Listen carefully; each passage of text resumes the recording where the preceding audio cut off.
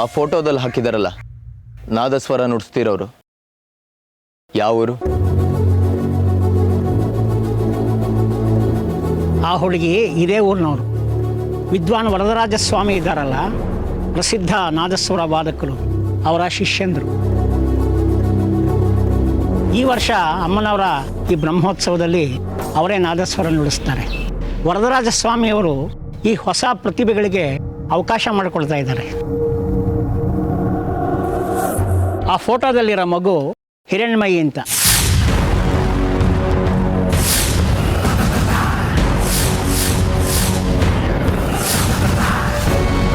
ವಿದ್ವಾನ್ ವರದರಾಜ ಸ್ವಾಮಿ ಇದ್ದಾರಲ್ಲ, ಅವರ ಸಾಕು ಮಗಳು. ಆಕೆಗೆ ಸಾಕ್ಷಾತ್ ಶಾರದಾದೇವಿಯ ಅನುಗ್ರಹ ಆಗಿದೆ. ಇರೋ ಮನೆಗೆ ಹೊನ್ನು, ಅವಳು ಹೋದ ಮನೆಗೆ ಅಪ್ಪಟ ಅಪರಂಜಿ ಆಗ್ತಾಳೆ. ಇದರಲ್ಲಿ ಯಾವ ಅನುಮಾನವೂ ಇಲ್ಲ.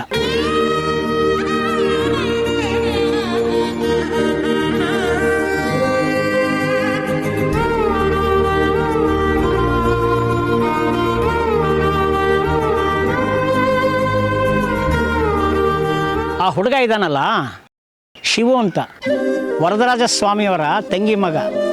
ಬಹಳ ಚೆನ್ನಾಗಿ ಸಂಗೀತ ಕಚೇರಿ ನಡೆಸ್ಕೊಳ್ತಾರೆ. ನೀವು ಇರ್ತೀರಲ್ಲ, ನೋಡಿವ್ರಂತೆ.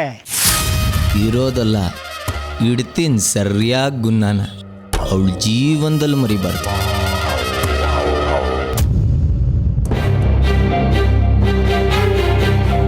ಶಿವು, ಇಷ್ಟೊತ್ತು ಎಲ್ಲಿ ಹೋಗಿದ್ದೆಪ್ಪ? ಹಿರಣ್ಮಯಿನ ಹುಡ್ಕೊಂಡು ಹೋಗಿದ್ದೆ ಅತ್ತೆ. ಸಿಕ್ಕಿದ್ಲೇನೋ ಹಿರಣ್ಮಯಿ? ಅವಳೆಲ್ಲಿ ಸಿಗ್ತಾಳೆ? ಇಲ್ಲ.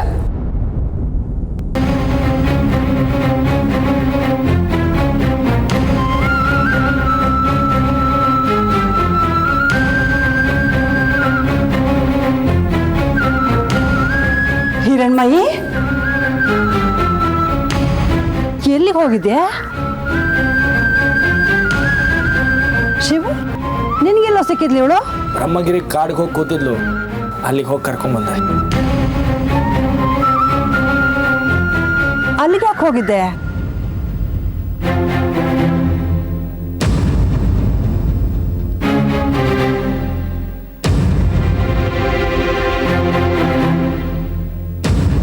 ಸರಿ ಬಿಡು, ಮೊದಲು ಹೋಗಿ ನಿಮ್ಮ ಅಪ್ಪನಿಗೆ ಮುಖ ತೋರಿಸು, ಹಾಗೆ ತಿಂಡಿನೂ ಕೊಟ್ಬಿಡು.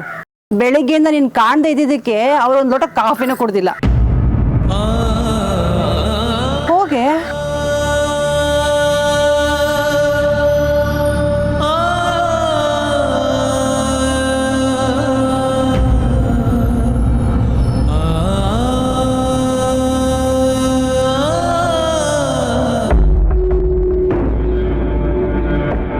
ಬರಕ್ಕೆ ಹೇಳಿದ್ರಂತೆ. ಇವರು ರಂಗರಾವ್, ಇವರೆಲ್ಲ ಅವ್ರ ಕುಟುಂಬದವರು. ನಾಗರಾಜ್ ಅವಧಾನಿಗಳು ಬೆಂಗಳೂರಿಂದ ಕಳಿಸ್ಕೊಟ್ಟಿದ್ದಾರೆ. ನಮ್ಮಿಂದ ಏನಾಗಬೇಕೀಗ? ವಿಶೇಷ ಪೂಜೆ ಮಾಡಿಸ್ಬೇಕಾಗಿತ್ತು. ನಮ್ಮ ಕುಟುಂಬಕ್ಕೆ ಒಳ್ಳೆಯದಾಗಲಿ, ಮನೆಯಲ್ಲಿ ಆದಷ್ಟು ಬೇಗ ಶುಭ ಕಾರ್ಯ ನಡೀಲಿ ಅಂತ. ಇವತ್ತಿದು ಸಾಧ್ಯನಾ? ಡೊನೇಷನ್ ಕೊಡೋರೆಲ್ಲ ಸೇರಿ ಈ ಪೂಜೆ ಮಾಡಬಹುದು. ಆಗ್ಬೋದು, ಮಾಡೋಣ ಬಿಡಿ. ತುಂಬ ಸಂತೋಷ. ಈ ತಾಯಿ ಮೂಕಾಂಬಿಕೆ ಅಮ್ಮನವರ ಕೃಪೆಯಿಂದನೇ ನಮ್ಮ ಕುಟುಂಬ ಈ ಮಟ್ಟಕ್ಕೆ ಬೆಳೆದು ನಿಂತಿರೋದು.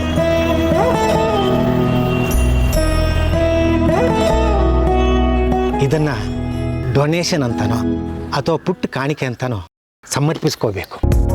ಕೊಡಿ.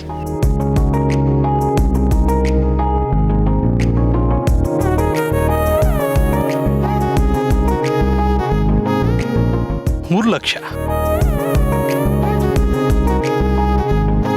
ದೊಡ್ಡ ಕೈ ನಿಮ್ದು. ಕೊಟ್ಟಿರೋಳು ಅವಳು, ಅವಳಿಗೆ ಸೇರಬೇಕು ತಾನೆ. ಅದು ಸರಿ, ಈ ಬ್ರಹ್ಮೋತ್ಸವ ನಡೆಯೋವರೆಗೂ ನೀವೆಲ್ಲಿ ಉಳ್ಕೋಬೇಕು ಅನ್ಕೊಂಡಿದ್ದೀರಾ? ಇಲ್ಲೇ ಹೋಟೆಲ್ ಬುಕ್ ಮಾಡಿದ್ದೀವಿ, ತೊಂದರೆ ಇಲ್ಲ. ಹೋಟೆಲ್ ಎಲ್ಲ ಯಾಕಪ್ಪ, ಸುಮ್ಮನೆ ದುಡ್ಡು ಖರ್ಚು. ನೀವು ದೊಡ್ಡ ಮನೆ ಮಕ್ಕಳು, ನಿಮ್ಗೆ ಹೋಟೆಲ್ ಊಟ ಎಲ್ಲ ಸೆಟ್ ಆಗೋದಿಲ್ಲ. ನಾವೆಲ್ಲ ಥರದ ಕಷ್ಟಗಳನ್ನ ನೋಡಿ ಬೆಳೆದವರು. ಸಣ್ಣ ಪುಟ್ಟ ಅನಾನುಕೂಲಗಳು ದೊಡ್ಡದು ಅನ್ಸಲ್ಲ. ಮಕ್ಕಳ ಮುಖ ನೋಡಿದ್ರೆ ತುಂಬ ಸೂಕ್ಷ್ಮವಾಗಿ ಬೆಳೆದಿದ್ದಾರೆ ಅಂತ ಅನ್ಸುತ್ತೆ.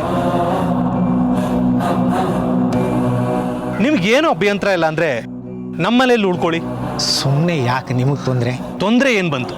ಏನೂ ಇಲ್ಲ, ಮೊದಲು ನೀವು ದೇವ್ರ ದರ್ಶನ ಮಾಡ್ಕೊಂಡು ಬನ್ನಿ, ಆಮೇಲೆ ಮನೆಗೆ ಹೋಗೋಣ. ಸುಂದರಮೂರ್ತಿಗಳೇ, ಇವ್ರನ್ನ ಕರ್ಕೊಂಡೋಗಿ ದೇವ್ರ ದರ್ಶನ ಮಾಡಿಸಿ.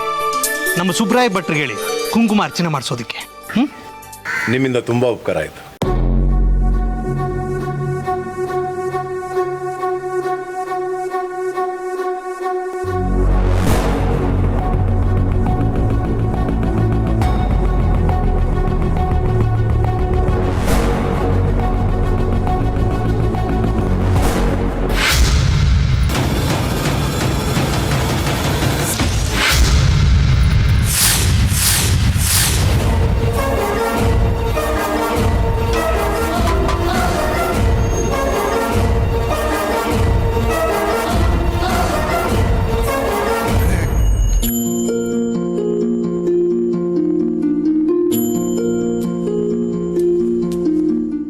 ಅಪ್ಪ,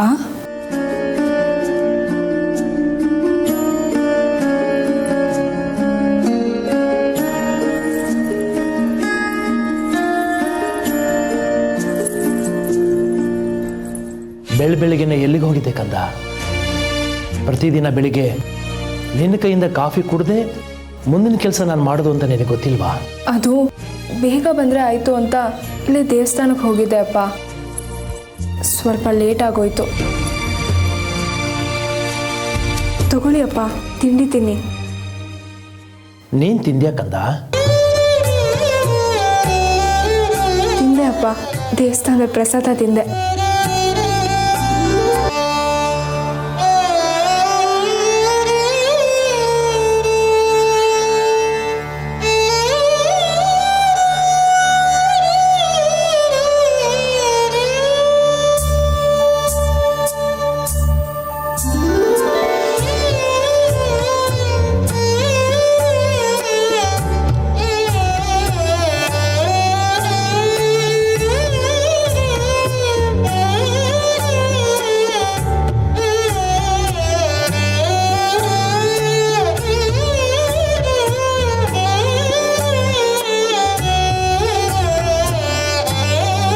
ಅಪ್ಪ, ಇಷ್ಟು ವರ್ಷ ನನಗೆ ವಿದ್ಯಾದಾನ ಮಾಡಿದ್ದೀರಾ. ನಡೆಯೋ ಬ್ರಹ್ಮೋತ್ಸವದಲ್ಲಿ ಮೊದಲ ಸಂಗೀತ ಕಚೇರಿ ನಡೆಸೋ ಭಾಗ್ಯ ಕರ್ಣಿಸಿದ್ದೀರಾ. ಮಗಳ ಸ್ಥಾನದಲ್ಲಿದ್ದರೂ ಉತ್ತಮ ಶಿಷ್ಯಳಾಗಿ ಗುರು ಕಾಣಿಕೆ ಕೊಡಬೇಕಾಗಿರೋದು ನನ್ನ ಧರ್ಮ. ಆದರೆ ಈಗ ಯಾರು ನಿನ್ನ ಹತ್ರ ಕಾಣಿಕೆ ಕೇಳಿದ್ದು? ನೀವು ಕೇಳಲಿಲ್ಲ, ಕೊಡೋ ಸ್ಥಿತಿಲಿದ್ದೀರಾ ಅಂತ ಗೊತ್ತು. ಅದಕ್ಕೆ ನಿಮ್ಮಿಂದ ನನಗೊಂದು ಕಾಣಿಕೆ ಬೇಕಿತ್ತು. ಸಿಗ್ಬೋದಾ?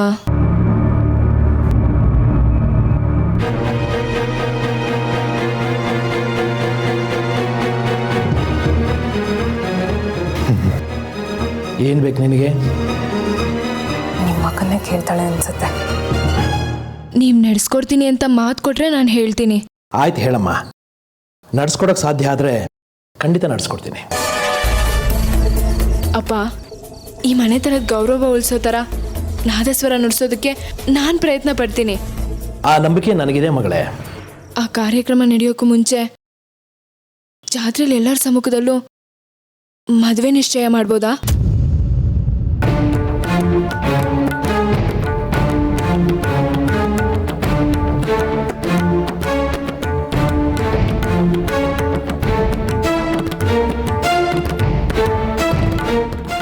ಯಾರು ಮದುವೆ ನಿಶ್ಚಯ ಮಾಡಬೇಕು?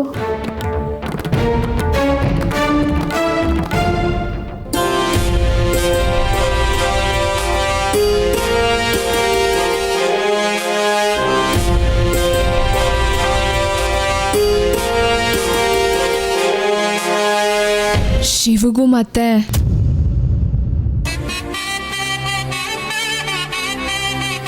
ಕಾತ್ಯಾಯನಿಗೆ.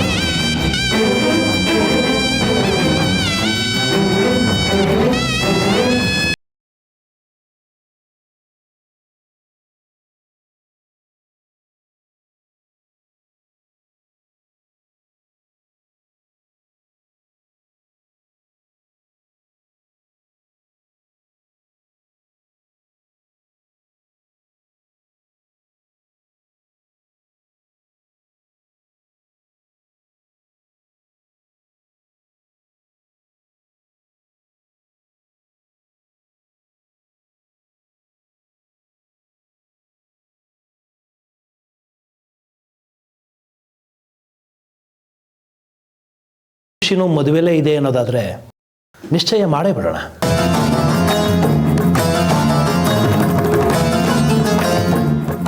ಈ ಜಾತ್ರೆಯಲ್ಲಿ ಶಿವಗೂ ಕಾತ್ಯಾಯನಿಗೂ ನಿಶ್ಚಿತಾರ್ಥ ಮಾಡೇ ಬಿಡೋಣ.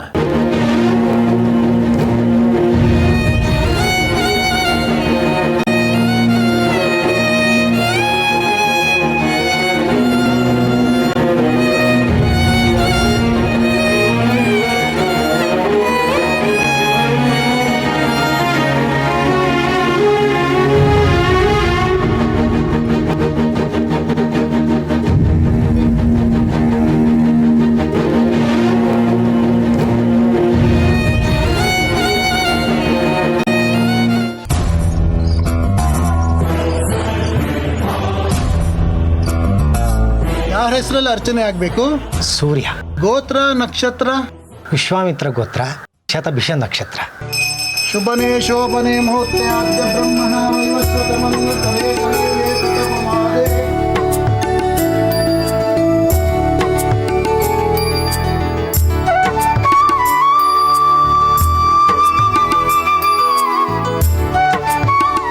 ಏಯ್, ಕೈ ಮುಗಿಯೋ. ಹೋಗಮ್ಮ.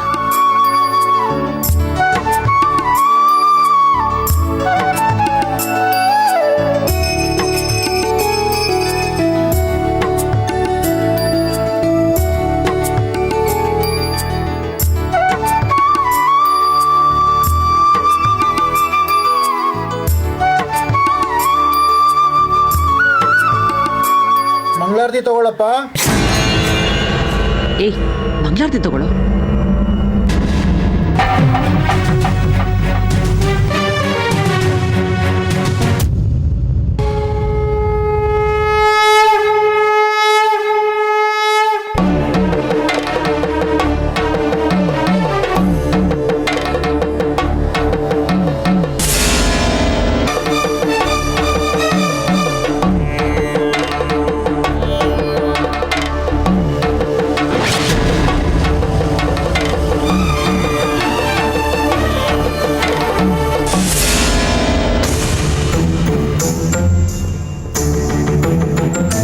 ಬ್ರಹ್ಮೋತ್ಸವದಲ್ಲಿ ನಾದಸ್ವರ ನುಡಿಸ್ತಿದ್ದಾಳಲ್ಲ ಹುಡುಗಿ ಹೆಸರು? ಹಾ, ಹಿರಣ್ಮಯಿ ಅಂತ ಅಲ್ವಾ? ಹೌದು. ಯಾವಾಗ ಶುರು ಆಗುತ್ತೆ ಸಂಗೀತ ಕಚೇರಿ? ಯಾಕೆ? ನಾನು ಬಂದಿರೋದೇ ಅವಳಿಗೋಸ್ಕರ. ಐ ಮೀನ್ ಅವಳು ನುಡ್ಸೋ ನಾದಸ್ವರ ಕೇಳಕ್ಕೆ.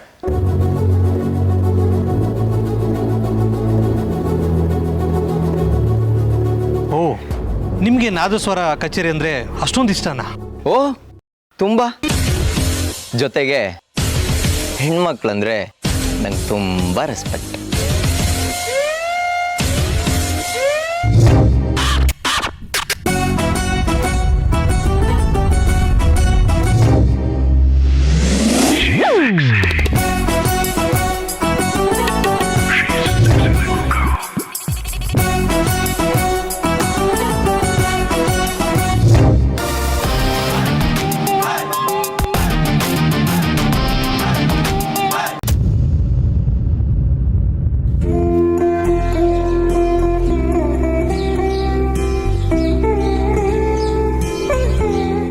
ನನ್ನ ಮಗನ ಕೈ ಹಿಡಿದು ಅಂತ ಮನಸ್ಸು ದೃಢವಾಗಿತ್ತು. ಆದರೂ ಆ ಹಿರಣ್ಮಯಿ ನೋಡಿದಾಗೆಲ್ಲ ಮನಸ್ಸಲ್ಲಿ ಏನೋ ಒಂದು ಅಳುಕು. ಅನಾಥಿಯಾಗಿ ಮನೆಗೆ ಬಂದ್ಲು. ಆಳಿನ ಜಾಗದಲ್ಲಿ ಇರಬೇಕಾದವಳು ಈ ಮನೆ ಮಗಳಾಗಿದ್ದಾಳೆ. ಎಲ್ಲ ನನ್ನ ಮಗನಿಗೂ ಈ ಮನೆಗೂ ಅರ್ಸಿ ಆಗ್ತಾಳೆ ಅಂತ ಆತಂಕ ಇತ್ತು. ಆದರೆ ದೇವರು ನಮ್ಮ ಕೈ ಬಿಡಲಿಲ್ಲ. ನನ್ನ ಮಗನ ಕೈ ಹಿಡಿಯೋಳು ನೀನೇ ಅಂತ ಆ ಮೂದೇವಿನೇ ಖಾತ್ರಿ ಮಾಡಿಬಿಟ್ಲು. ಗೆದ್ಬಿಟ್ಟೆ ಕಣೆ ನೀನು. ಸೋಲು ನನ್ನ ಜಾಯಮಾನದಲ್ಲೇ ಬರಲಿಲ್ಲ ಅತ್ತೆ. ಗೆಲುವು ಸ್ವಲ್ಪ ತಡ ಆಗ್ಬೋದು ಅಷ್ಟೇ. ಏನಿವತ್ತು ಅತ್ತೆ ಸೊಸೆ ಇಬ್ರು ಸೇರ್ಕೊಂಡು ಪಿಸು ಪಿಸು ಗುಸು ಗುಸು ನಡೆಸಿದ್ದೀರಾ? ಅಣ್ಣ ಇವತ್ತು ಶಿವು ಮತ್ತೆ ಕಾತ್ಯಾನಿ ಮದುವೆ ವಿಷಯಕ್ಕೆ ಹಸಿರು ನಿಶಾನೆ ತೋರಿಸಿದ್ರಲ್ಲ, ಅದೇ ವಿಷಯ ಮಾತಾಡ್ತಿದ್ವಿ. ಅದು ಮೊದಲೇ ಗೊತ್ತಿರೋ ವಿಷಯ ತಾನೇ. ಈಗ ಮದುವೆ ಯಾವಾಗ ಅಂತ ಹೇಳಿದ್ರು ಅಷ್ಟೇ. ನಿಮಗಷ್ಟೇ ಇರ್ಬೋದು, ಆದರೆ ನನಗೆ ನನ್ನ ಸೊಸೆ ಮುದ್ದುಗೆ ತುಂಬ ವಿಶೇಷ. ಇಬ್ರು ಪಕ್ಷ ಕಟ್ಕೊಂಡು ಸಂಭ್ರಮಿಸೋದು ನೋಡಿದ್ರೆ ಗೊತ್ತಾಗತ್ತೆ. ನಡೆಸಿ. ಇವಳು ನಿಜವಾಗ್ಲೂ ನಿನ್ನ ಹೆತ್ತಮ್ಮನೇನೆ. ಮಗಳ ಮದುವೆ ನಿಶ್ಚಯ ಆಗಿದೆ ಅಂತ ಸಂಭ್ರಮ ಬೇಡ್ವಾ? ಅಮ್ಮ ನನ್ನ ಬಗ್ಗೆ ಯಾವತ್ತು ಸಂಭ್ರಮ ಪಟ್ಟಿದ್ದಾಳೆ ಹೇಳು? ಯಾವಾಗ ನೋಡಿದ್ರೋ ಅಪ್ಪನ ತಕ್ಕ ಮಗಳಾಗಲಿಲ್ಲ ಅಂತ ಹೇಳ್ತಿರ್ತಾಳೆ. ಬೇಜಾರು ಮಾಡ್ಕೋಬೇಡ್ವೆ. ನೀನು ಅಮ್ಮನಿಗೆ ತಕ್ಕ ಮಗಳು ಹೌದು ಅಲ್ವೋ ಅದು ನನಗೆ ಬೇಡ, ಆದರೆ ನನಗೆ ತಕ್ಕ ಸೊಸೆ ನೀನು.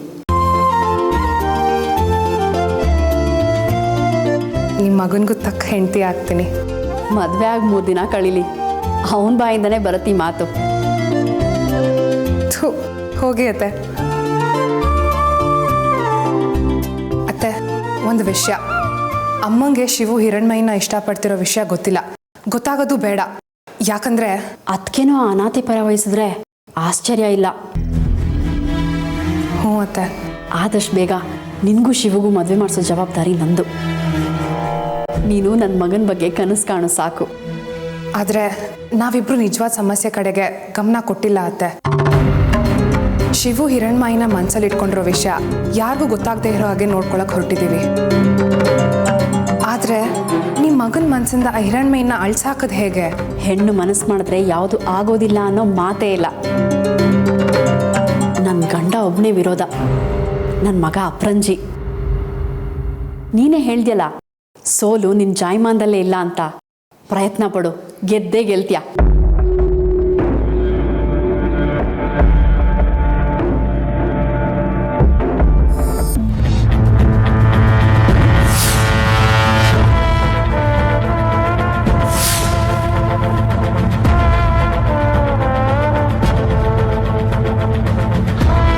ಇಷ್ಟೊಂದು ದೊಡ್ಡ ಬ್ರಹ್ಮೋತ್ಸವದಲ್ಲಿ ನಾದಸ್ವರ ನುಡಿಸೋ ಆ ಹುಡುಗಿಗೆ this is very small presentation.